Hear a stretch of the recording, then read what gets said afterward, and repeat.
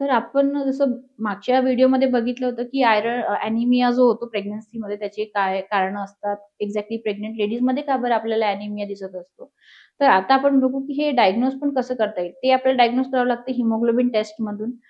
Plus त्याच्यानंतर कधी-कधी पेशंटचं हिमोग्लोबिनही कमी असतो आणि आपण तिचे जे टॅबलेट्स आहे, ते योग्य पद्धतीने घ्यायला पण लावतो. पण तरीही पेशंटचं हिमोग्लोबिन कॉन्स्टंटली कमी येत असते. ठीक आहे. तर अशा कंडिशनमध्ये आपल्याला पेशंटमध्ये व्हिटॅमिन बी12 डेफिशियन्सी आहे का? किंवा किंवा फॉलिक ॲसिड डेफिशियन्सी आहे का? हे सुद्धा चेक करावं लागतं आणि त्याच्यामध्ये आणखी एक्सटेंडेड ब्लड टेस्टची गरज पडू शकते.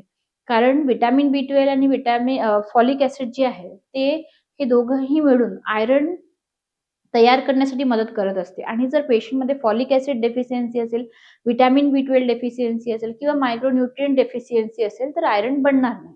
त्याच्यामुळे तुम्ही पेशंटचा जरी डोज वाढवला, तरीही पेशंटला कंटिन्युअसली आयर्नची कमतरता जाणवत राहणार आहे.